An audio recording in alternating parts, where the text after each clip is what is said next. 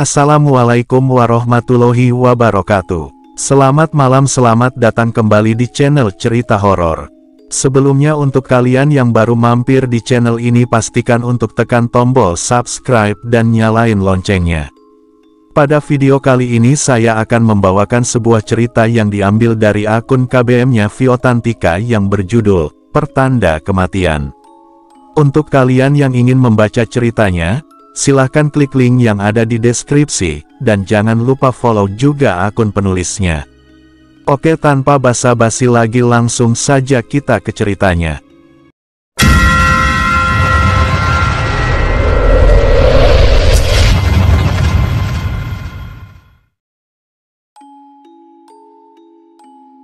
Mas, kamu denger nggak sih? Berisik banget suara keranda di sebelah. Kenapa nggak dipindah aja ke musola sih kerandanya? Ketusku pada Mas Randy. Sedari tadi kami mencoba memejamkan mata, tapi selalu saja gagal karena harus terganggu oleh suara keranda. Padahal jam dinding sudah menunjukkan pukul 11 malam. Istighfar, Yar, itu bisa jadi pertanda akan ada orang yang meninggal dalam waktu dekat. Lagian keranda itu sudah ada di sini dari semenjak aku kecil, ujar Mas Randy. Kenapa harus di sini sih, Mas? Gak ada tempat lain emangnya? Protesku lagi. Dari keranda lama, sampai ganti keranda baru, selalu ditempatkan di sini. Dulu Bapak Ketua RT, dan keterusan sampai sekarang kerandanya di sini, sahutnya. Aku hanya bisa terdiam menahan rasa sebal. Kapok rasanya ikut tinggal di kampung suami. Seminggu pertama kami masih hidup tentram. Namun, hari ini rasa tentram itu tiba-tiba saja terusik. Dari tadi sore, keranda yang diletakkan di ruang khusus samping rumah ini terus-menerus mengeluarkan suara deritan. Beberapa menit, memang keranda itu sempat terdiam. Mas Randy pun tampaknya sudah terlelap. Namun, kali ini suara itu kembali terdengar. Bukan hanya merasa sebal, jujur saja aku juga takut. Imajinasiku berkeliaran membayangkan hal-hal menyeramkan. Terbayang di otakku bagaimana rupa mayit yang sudah dipocong dengan kain kafan. Terbayang pula hantu di film-film horor yang pernah kutonton. Di tengah kegelisahanku melawan rasa takut, tiba-tiba saja terdengar ketukan pintu depan. Siapa ya? Apa bapak mertua yang baru pulang dari ronda? Mas, bangun. Aku mencoba membangunkan Mas Randy. Berharap ia mau menemaniku membuka pintu. Sialnya, Mas Randy tetap sulit dibangunkan. Terpaksa, aku harus berani membuka pintu sendiri. Hening, belum terdengar lagi suara keranda. Namun, aroma cendana menguar di dalam rumah ini. Aromanya persis seperti aroma jenazah yang sedang dikafani. Aku melangkah pelan menuju pintu depan. Sempat mengintip melalui celah tirai jendela. Ternyata ada sesosok perempuan hamil besar berdiri di depan. Pintu pun kubuka perlahan. Mbak Asih, panggilku. Mbak Asih adalah istri tukang sayur di tempat kami. Rumahnya berada di ujung gang. Aku mengenalnya karena sering belanja ke sana. Maaf mengganggu malam-malam, Mbak. Saya disuruh ambil kain kafan. Ada yang meninggal, ucapnya. Innalillahi, siapa yang meninggal, Mbak? Orang sini. Sempat kaget. Ternyata benar kata Mas Randy. Ada orang meninggal. Iya, Mbak. Oh, bentar ya, Mbak Asih. Saya bangunin suami saya dulu, iya. Mbak duduk aja dulu. Sini masuk, ajakku. Nunggu di sini aja, Mbak. Suami saya udah nungguin di depan, tolaknya dengan senyum ramah. Oke, bentar ya, Mbak. Aku bergegas masuk ke dalam kamar dan membangunkan Mas Randy. Selain menjadi tempat penyimpanan keranda, rumah bapak mertua juga dipercaya sebagai tempat penyimpanan kain kafan milik desa. Mas, ada yang mau ambil kain kafan? Mas, teriakku hingga membuat Mas Randy gelagapan. Hah? Kafan? Kain mori maksudnya? Siapa yang meninggal? Mas Randy bergegas turun dari ranjang dengan mata merah. Ia langsung masuk ke kamar kosong di sebelah kamar kami. Tak berselang lama, Mas Randy keluar dari kamar kosong dengan membawa lipatan kain putih. Kami berdua buru-buru menuju ruang depan untuk memberikan kain kafan. Pada kenapa gugup-gugup begini? Tanya bapak yang tiba-tiba muncul di hadapan kami. Bapak, ini tadi ada Mbak Asih datang mau ambil kain kafan. Ada orang meninggal ya katanya. Siapa? Pak, tanyaku balik. Asih. Yang benar kamu. Entah mengapa tiba-tiba bapak berteriak seperti kaget. Iya, Mbak Asih, Pak, sahutku. Astagfirullahaladzim, Asih. Bapak menggeleng pelan. Ia terduduk lemas di kursi yang ada di dekat kami. Kami pun bingung dengan reaksi bapak. Ada apa sebenarnya? Dari sore keranda di sebelah bunyi terus. Pak, Mas Randy bilang, itu pertanda akan ada yang meninggal dalam waktu dekat. Ternyata benar Mbak Asih datang minta kain kafan, ocehku lagi. Bapak masih terdiam, beliau tak mengeluarkan sepatah kata pun. Teringat Mbak Asih masih menunggu di luar, aku menarik lengan Mas Randy agar kami segera menyerahkan kain kafan yang dipintanya. Cepat Mas, titahku. Namun sesampainya di depan, pintu sudah dalam keadaan tertutup. Saat dibuka, Mbak Asih sudah tak ada di sana. Kok nggak ada? Iyar. Mana? Katanya ada Mbak Asih. Mas Randy pun ikut bingung. Ada tadi kok. Di sini dia. Nggak mau masuk karena suaminya nunggu di luar. Aku meyakinkan Mas Randy. Astaga, kamu pasti ngigol lagi kan? Makanya kalau tidur tuh doa dulu. Lagian kalau ada orang meninggal pasti bapak yang sibuk siapkan kain morinya. Nada bicara Mas Randy menekan. Seolah-olah, apa yang aku sampaikan tadi hanya halusinasi belaka.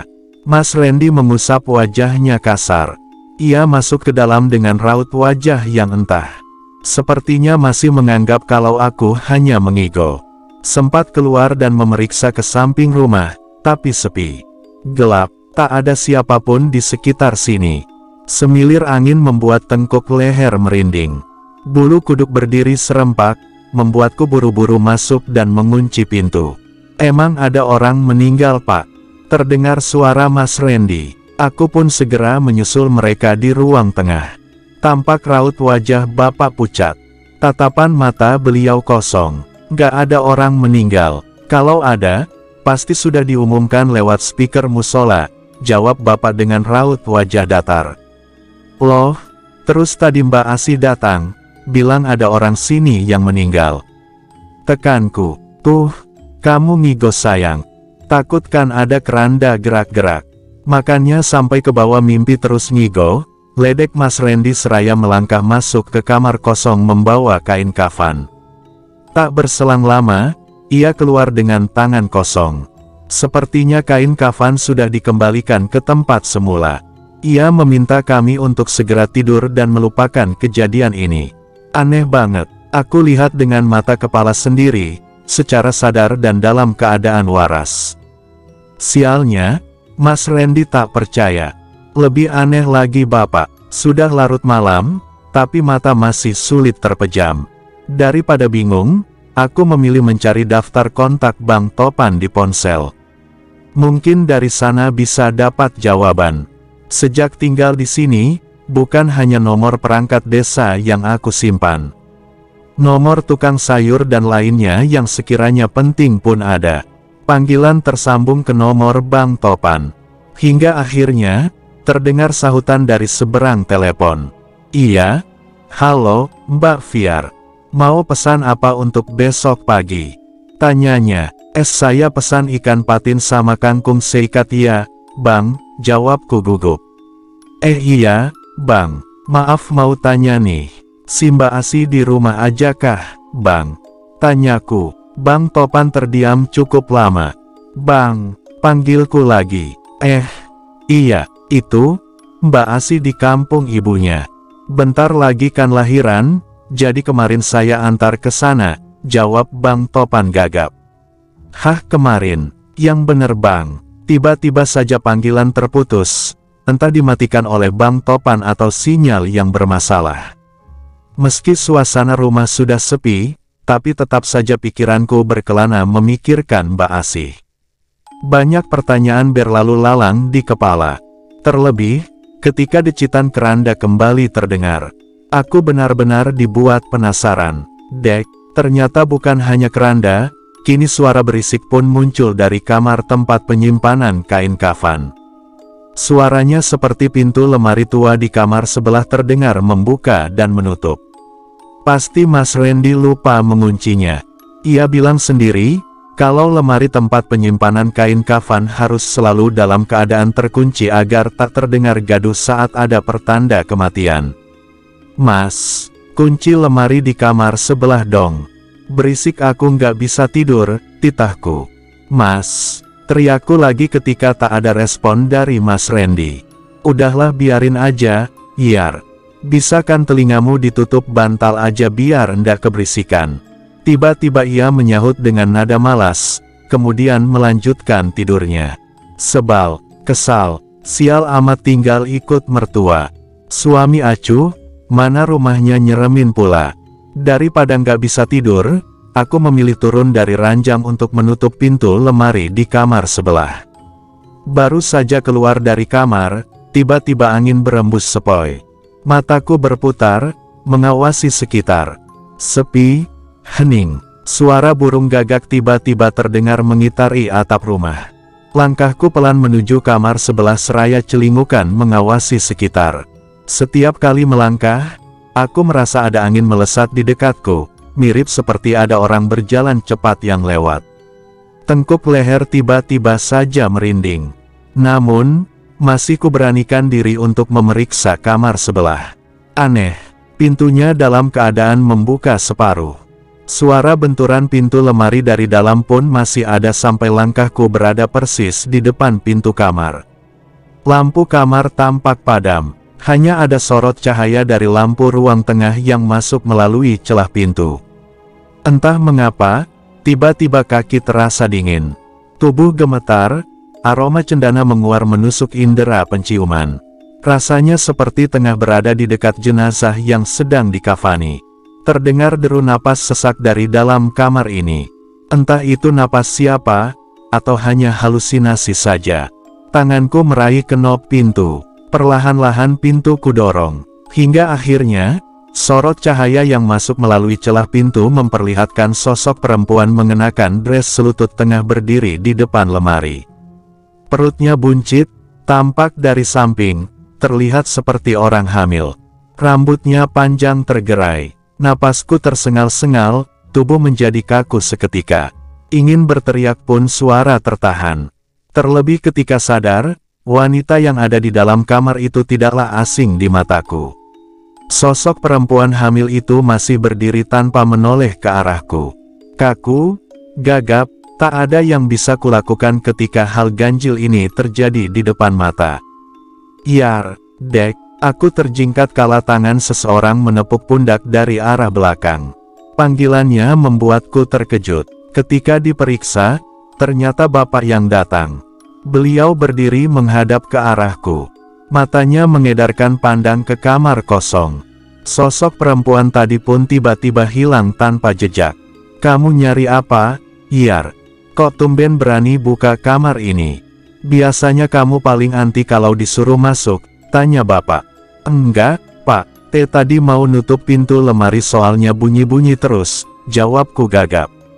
Tanpa basa-basi, bapak langsung masuk ke kamar itu dan langsung menutup lemari tempat kain kafan. Beliau juga mengunci pintu kamar tersebut dan langsung menyuruhku tidur. Sudah jam 1 lebih. Sana tidur. Kamu jangan biasain begadang, Yar. Tidak baik untuk kesehatan, titah bapak. Dari tadi pengennya tidur, Pak. Tapi keranda sama lemari tempat kain kafan berisik, balasku. Pak, semalam kok bapak terkejut sih saat aku bilang Mbak Asih datang ambil kain kafan? Tanyaku iseng. Ekspresi wajah bapak seketika berubah drastis. Beliau menghela napas berat, kemudian bergegas kembali ke kamarnya. Begitupun aku yang memilih masuk ke kamar. Makin aneh saja bapak ini. Meski semalaman sulit tidur, tapi tetap saja mataku selalu membuka sebelum waktu subuh. Seperti sudah ada alarm dari alam yang selalu membangunkanku di jam-jam tertentu. Tepat pukul 3:30 pagi, terdengar suara seperti besi diseret di lantai cor rumah ini. Suaranya berasal dari samping rumah. Kebetulan Mas Randy pun sudah duduk di tepi ranjang dengan mata masih terpejam. Ia masih berusaha membuka matanya sesuai perintahku. "Cepetan melek kamu, Mas. Udah hampir subuh. Aku mau ambil belanjaan di warung Bang Topan," titahku. "Iya, sana. Mas Randy mengusirku dengan gayanya yang menyebalkan. Setelah azan berkumandang, aku langsung mendirikan salat kemudian bergegas keluar rumah. Tak ada rasa curiga dengan suara berisik yang berasal dari gudang tadi. Mungkin bapak yang sedang mengeluarkan barang-barang dari sana. Beliau selalu bangun pagi juga. Karena belum pandai mengendarai motor, seperti biasa aku lebih memilih membawa sepeda. Sepeda berwarna merah peninggalan almarhumah ibu Mas Randy, menjadi tumpanganku sehari-hari ketika berpergian dalam jarak dekat. Baru juga melangkah menuju pintu samping, sekelebat aku melihat ada keanehan. Pendar lampu samping memperlihatkan seseorang tengah warawiri seperti orang kebingungan. Langkahnya bolak-balik dan sesekali berhenti lama di tempat keranda. Siapa ya subuh-subuh begini datang kemari? Aku rasa itu bukan bapak karena orangnya seperti memakai semacam dress atau daster. Tak begitu terlihat jelas karena aku datang dari arah depan. Sempat takut kalau itu orang jahat atau orang gila. Apalagi ayam peliharaan bapak yang ada di kandang samping rumah pun jadi heboh. Lama mengamati gerak-geriknya dari kejauhan, entah bagaimana awalnya tiba-tiba sosok itu menghilang tanpa jejak. Ayam-ayam yang berisik tadi pun seketika tenang. Pelan-pelan aku melanjutkan langkah menuju pintu samping. Sepi, hening, hanya embusan angin sepoi yang menggerakkan dedaunan di sekitar rumah. Setelah dirasa aman, aku mengeluarkan sepeda dari sana lalu mengayuhnya sampai ke warung Bang Topan. Ya, warung Bang Topan selalu buka pagi-pagi sekali. Jualannya dalam jumlah besar. Banyak tukang sayur keliling yang mengambil dari warungnya. Para pedagang makanan pun banyak yang berbelanja di sana. Bahkan Bang Topan sering memasok bahan makanan pokok untuk orang hajatan. Begitu berita yang aku dengar dari para tetangga. Ingin rasanya sukses seperti dia. Suasana di kampung Mas Randy sangat sejuk. Sepagi ini sudah banyak orang yang keluar dari arah musala.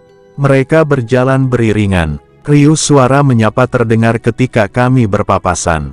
Warganya ramah-ramah. Lama mengayuh sepeda, akhirnya sampai juga di warung Bang Topan. Sudah banyak orang berbelanja di sini. Bahkan masih ada yang mengenakan baju tidur sudah sibuk memilih-milih sayuran. "Pagi, Mbak Fiar," sapa orang-orang di sana. "Pagi, Bu. Udah ramai aja?" "Iya." Aku menyapa balik. "Gimana? Betah ndak tinggal di sini, Mbak?" tanya Bu RT. Betah, Bu. Desanya sejuk, orangnya baik semua. Sayang banget Mbak Asih malah pulang ke rumah orang tuanya." "Ya, Bu," sahutku basa-basi. Dahi Bu RT berkerut. Terlihat seperti tengah memikirkan sesuatu. "Sejak kapan perginya, Mbak? Kok ndak pamitan? Tadi malam padahal masih jalan kaki lewat depan rumah saya. Kelihatan cuek sih nggak kayak biasanya." "Dipanggil aja ndak noleh," pungkas Bu RT. "Kata Bang Topan kemarin, Bu," jawabku lagi. Di tengah-tengah pembicaraan kami, aku baru tersadar ada sepasang mata yang menatapku tajam dari dalam warung. "Ya, Bang Topan." Dari tatapannya seolah menegaskan bahwa ia tak suka jika aku membicarakan tentang istrinya. Sungguh, aku semakin penasaran apa benar Mbak Asih ada di rumah orang tuanya. "Bu, anaknya Pak Haryo meninggal. Sudah pada dengar belum?" Suara seseorang yang baru datang membuat mata kami terbelalak. "Innalillahi wa inna ilaihi rajiun," ucap kami serempak. Astagfirullah. Hampir saja aku berpikir macam-macam tentang Bang Topan dan Mbak Asih. Ternyata bunyi keranda dan berisiknya lemari tempat penyimpanan kafan karena akan ada berita kematian anak Pak Haryo pagi ini. Kuanggap kedatangan Mbak Asih yang menemuiku malam kemarin hanya halusinasi saja karena kurang tidur. Juga penglihatan-penglihatan janggal di kamar kosong adalah ulah jin iseng yang menampakkan diri seperti kata Mas Randy. Pantesan, ucapku lirih. Pantesan apa, Mbak? Sahut Bu RT kaget. Itu, Bu, keranda di rumah Bapak gerak-gerak terus. Sama lemari tempat kain kafan juga berisik. Ternyata benar ada yang meninggal, jawabku. Beberapa orang di sekitarku bergidik. Mereka sepertinya ikut membayangkan apa yang aku rasakan. Mary, ya, jadi ngebayangin, gimana kalau tanda-tanda itu muncul karena kita sendiri yang akan meninggal. Celetuk Bu RT, disambut anggukan pelan oleh ibu-ibu lain. Setelah mendengar ada kabar duka, aku buru-buru menghampiri Bang Topan untuk mengambil pesanan. Meski diamati dengan tatapan sinis, aku tetap bersikap biasa saja padanya. Pesanan belanja pun segera aku bayar. Tak lupa melempar senyum ramah dan tetap berusaha mencairkan suasana. Salam buat Mbak Asih ya Bang. Semoga nanti lahirannya lancar. Permisi Bang, ucapku seraya bergegas ke depan, kembali berbaur dengan pembeli lain. Kasihan ya si Bu Haryo. Lila itu anak gadis semata wayangnya loh. Gimana masa tuanya Bu Haryo dan Pak Haryo nanti ya? Nggak kebayang deh, bisa-bisa masuk panti jompo karena nggak ada yang urus, ujar Bu Sarni. Mas Randy paling anti-anti agar aku tak dekat dengan orang ini. Mulutnya dijaga, Bu. Hati-hati kalau ngomong. Orangnya lagi berduka. Salah satu pembeli terdengar murka. Sebagai orang baru di sini, aku tak banyak merespon pembicaraan mereka. Menghindari perdebatan yang berujung dengan permusuhan. Mari, Mbak Fiar dan Bu Ibu uang lain. Saya duluan, iya, mau ke rumah Bu Haryo. Bu RT berpamitan. Iya mari, Bu. Saya juga mau ke sana, tapi saya bawa pulang belanjaan dulu, sahutku. Sepeda kembali kukayuh menuju rumah. Sesampainya di rumah, sudah ada gerobak yang terparkir di halaman. Tampak sekitar 5 orang tengah bergotong royong mengeluarkan keranda dari samping rumah. Padahal hari masih remang, ada bapak mertua juga yang berdiri di ambang pintu depan. Kelihatannya, beliau lebih banyak melamun. Entah apa yang sedang dipikirkannya. Assalamualaikum, Pak, ucapku yang seketika membuat bapak terjingkat. Waalaikumsalam, sahutnya. Bapak kalau mau ke rumah Bu Haryo, Fiar ikut ya, Pak. Iya, boleh. Bangunin suamimu juga, Iar. Dia kayaknya masih tidur, titah bapak. Astaga, bener-bener si Mas Randy. Apa laki-laki itu diciptakan hanya untuk mengabdi pada bantal kesayangannya? Padahal tadi pagi sudah dibangunin. Dengan langkah cepat, aku bergegas menuju kamar dan langsung membangunkan Mas Randy. Bangun, Mas. Ada yang meninggal barusan, teriakku seraya menepuk-nepuk kakinya. Seperti biasa, Mas Randy tak bergerak sedikit pun. Baru setelah aku mencubit lengannya, ia segera duduk dan mengucek mata.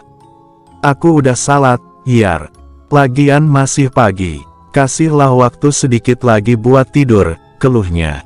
Di tengah obrolan kami, terdengar suara pengumuman kabar duka lewat speaker masjid. Tuh, dengar, Mas. Anaknya Bu Haryo meninggal. Cepetan siap-siap. Aku mau ikut Bapak ke sana. Keranda udah dikeluarin juga sama warga. Mendengar ucapanku, Mas Randy terkejut. Ia bergegas turun dari ranjang dan langsung bersiap-siap.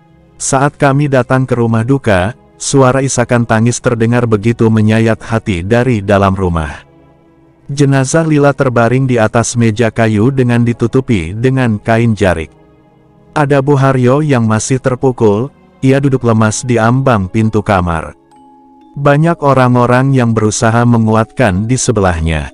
Tatapan matanya kosong. Bu Haryo menangis dan meronta tanpa terkendali. Sesekali tak sadarkan diri, kemudian digotong masuk dan direbahkan di atas ranjang. Sangat menyedihkan. Kasian ya, Mas, bisikku pada Mas Randy. Namanya juga umur, Yar.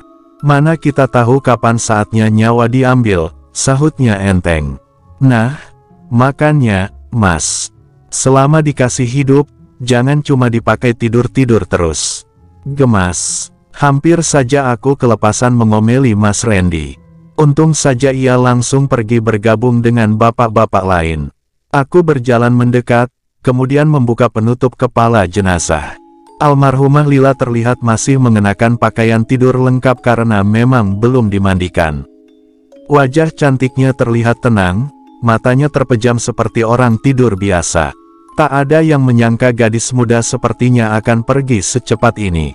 Menurut warga, Lila meninggal secara mendadak setelah semalaman mengeluh sakit perut. Aroma cendana dan wangi bunga-bunga menguar dari luar ruangan. Wajah Lila kututup kembali. Aku melangkah keluar, berniat menghampiri Bu RT dan warga lain yang tengah sibuk menyiapkan keperluan jenazah. Namun, langkahku terhenti ketika melihat sosok perempuan hamil besar tengah duduk di dekat keranda yang berada tak jauh dari kerumunan warga. Sosoknya duduk di salah satu kursi menghadap keranda dengan wajah menunduk. Rambutnya yang panjang terurai ke depan, hampir menutupi seluruh wajahnya. Tak ada gerakan sedikit pun.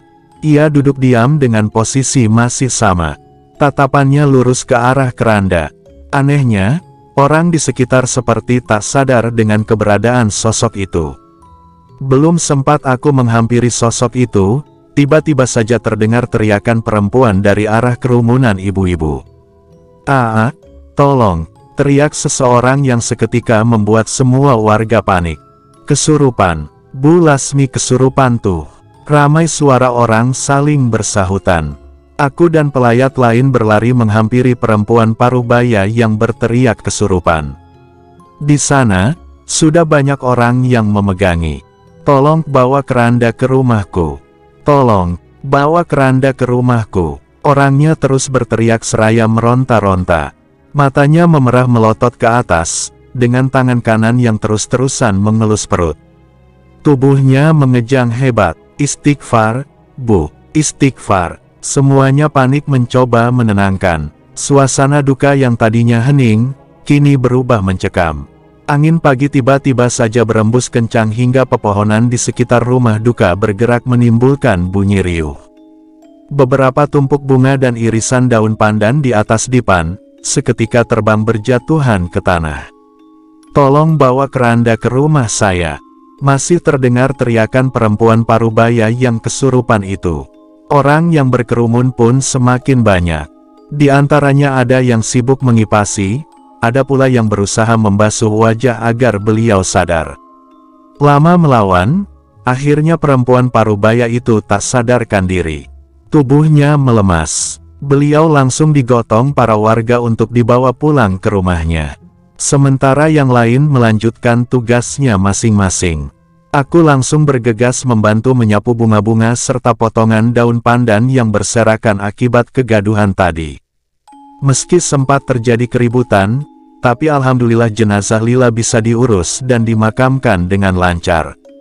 Tak tega melihat kepedihan di wajah Pak Haryo dan istrinya.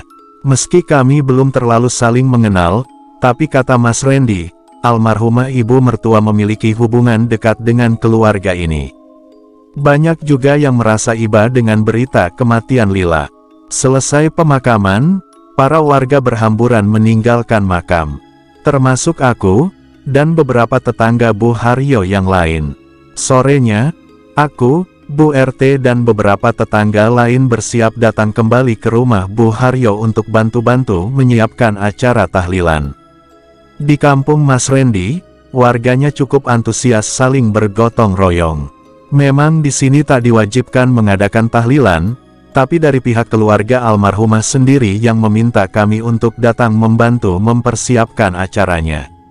Sebelum aku datang ke sana, tak lupa berbagai bahan makanan pokok seperti minyak goreng, gula, tepung, beras, dan bahan pokok lain kusiapkan untuk dibawa ke rumah Bu Haryo. berharap hal tak seberapa ini bisa meringankan duka mereka. Tak hanya aku, ada juga Bu RT dan tetangga lain yang ikut membawa bahan pokok di tangannya. Kasihan, ketika kami datang ke rumah duka, Bu Haryo masih mengurung diri di kamarnya. Hanya ada Pak Haryo dan saudara dekat yang warawiri menemui kami di dapur. Acara tahlilan dimulai jam 8 dan berakhir sekitar pukul 9. Selesai tahlilan, Bu RT pamit pulang bersama Pak RT. Begitupun tetangga lain yang ikut pulang bersama suaminya. Berbeda denganku, Mas Randy belum pulang dari tempat kerjanya karena sedang banyak pesanan. Aku pun memilih pulang belakangan untuk membantu beres-beres dapur. Usai semuanya beres, dan suasana rumah sudah sepi, aku berpamitan pada keluarga Pak Haryo. Terlebih, jam di rumah ini sudah menunjukkan pukul 9:30. Seperti biasa, sepedaku kayu menyusuri jalanan desa. Sepi, remang, lampu jalanan desa tak begitu terang. Bahkan jaraknya masih jarang. Dari satu lampu ke lampu yang lain jaraknya bisa 70 meteran. Bulan di atas sana pun hanya muncul separuh, di antara awan-awan hitam yang bergerak cepat. Angin berembus sepoi, disertai ramai kicau burung malam yang berterbangan di atas kepala.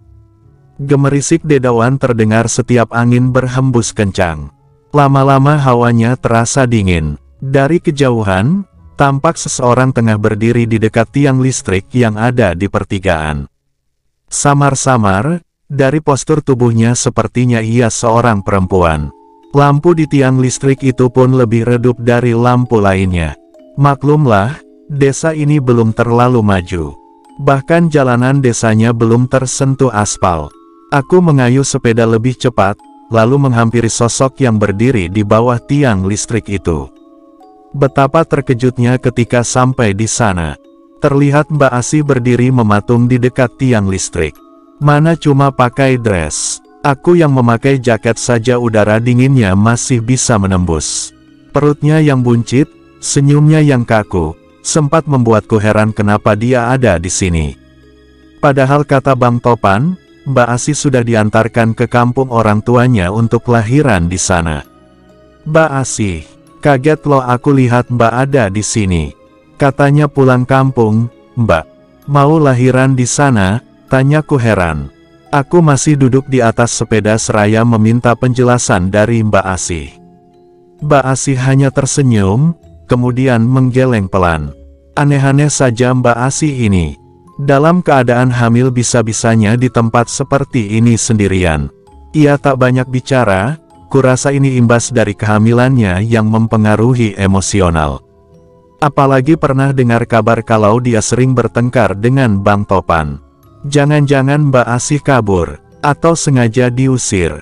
Tega-teganya kalau benar diusir. Padahal di kampung ini masih banyak yang percaya kalau perempuan hamil dan anak bayi, pamali keluar larut malam begini. Pulang yuk, Mbak, saya antar, ajakku. Mbak Asih terdiam cukup lama, hingga akhirnya mengangguk perlahan. Kami berputar arah, berjalan beriringan menuju rumah Mbak Asih. Sepeda kutuntun pelan mengikuti langkahnya. Entah mengapa, sepanjang berjalan, aku merasa desa ini seketika menjadi sunyi senyap.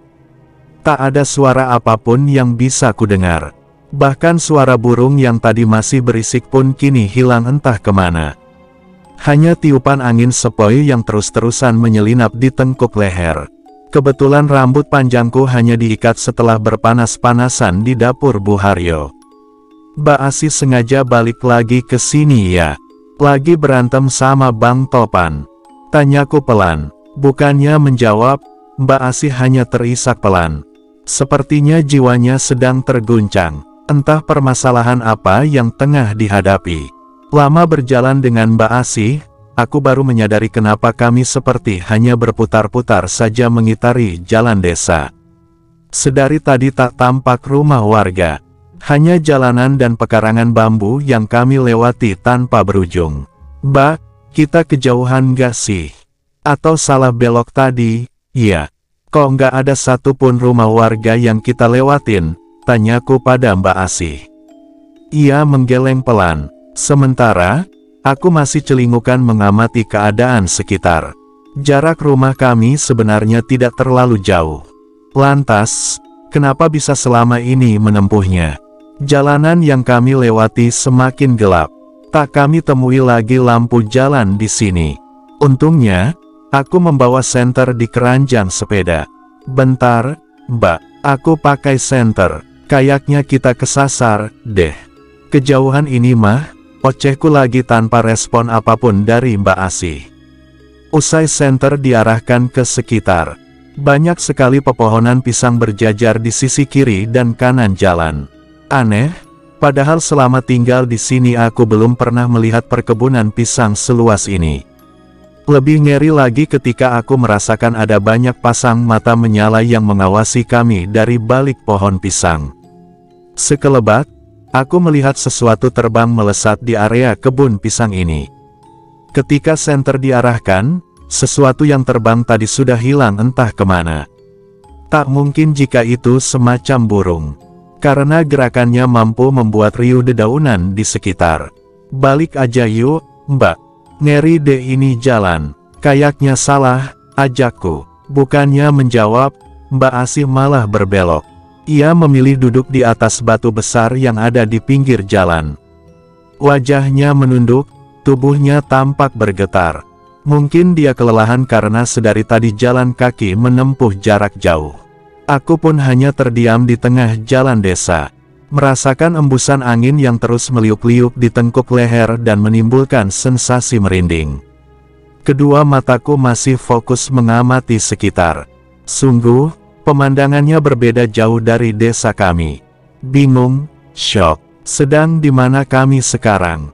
Kalaupun kesasar, seharusnya ada rumah warga walau hanya satu saja, agar kami bisa meminta pertolongan. Sedari lewat, yang ada hanyalah pepohonan dan perkebunan. Entah dari mana datangnya, kini justru aku mencium aroma wangi cendana yang menguar kuat. Tak hanya itu, samar-samar terlihat orang berjalan di ujung jalan depan. Remang, tapi pendar sinar senterku bisa menangkap pemandangan sosok itu.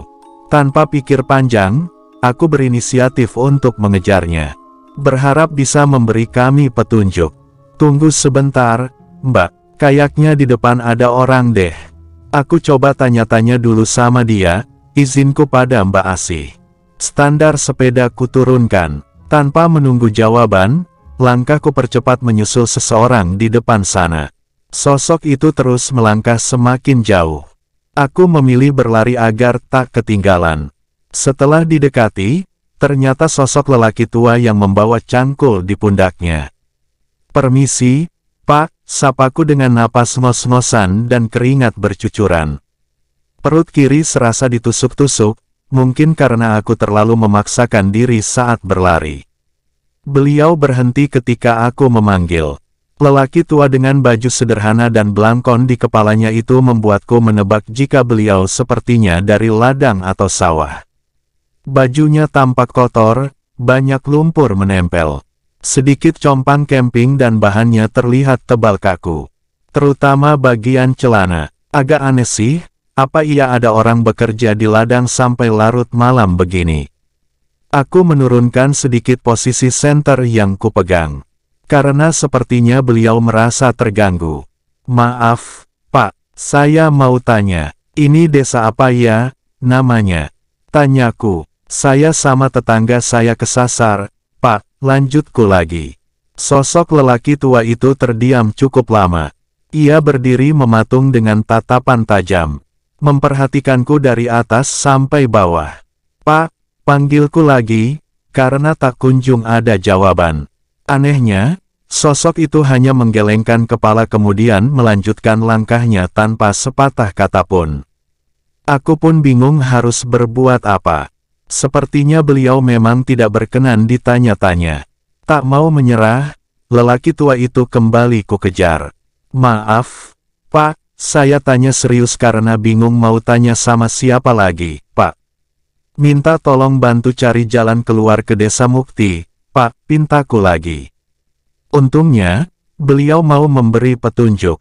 Meski tak mengucap sepatah kata pun, jari telunjuknya mengarah ke salah satu jalan yang ada di perempatan depan.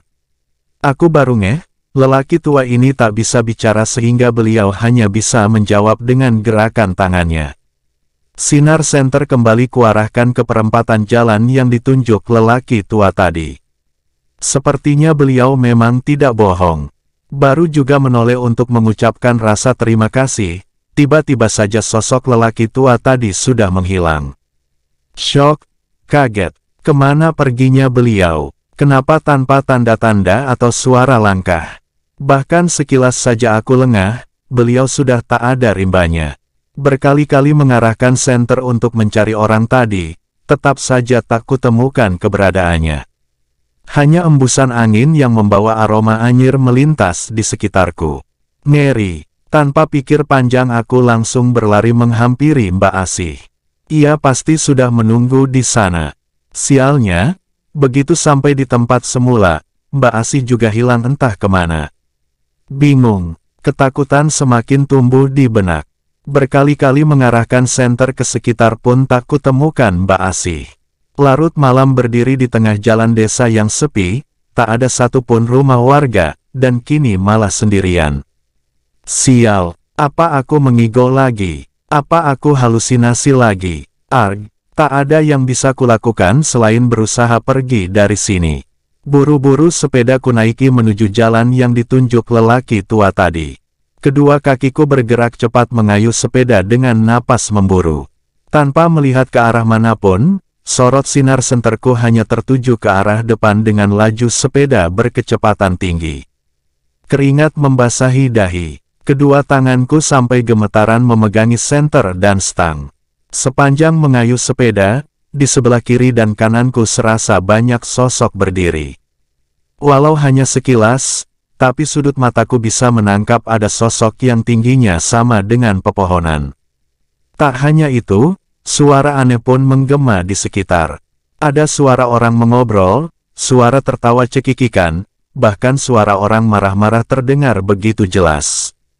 Lama-lama kepalaku sakit, perut ikut mual, tengkuk leher terasa berat. Secercah harapan datang ketika aku hampir sampai di jalan yang ditunjuk lelaki tua tadi. Tampak lampu motor datang dari arah kejauhan. Motor itu melaju pelan. Dari suara berisiknya yang khas, aku tersadar kalau itu motor Mas Randy. Iya, benar, Mas Randy. Ia pasti baru pulang lembur. Mas Randy, teriakku dari jauh. Motor itu sempat berhenti. Aku pun mengarahkan senter ke arah motornya agar ia bisa melihat adanya tanda-tanda keberadaan orang di sini. Anehnya, ketika jarak kami semakin dekat, justru Mas Randy malah pergi meninggalkanku sendirian di sini. Pasrah, lelah, hanya bisa menangis meratapi nasib.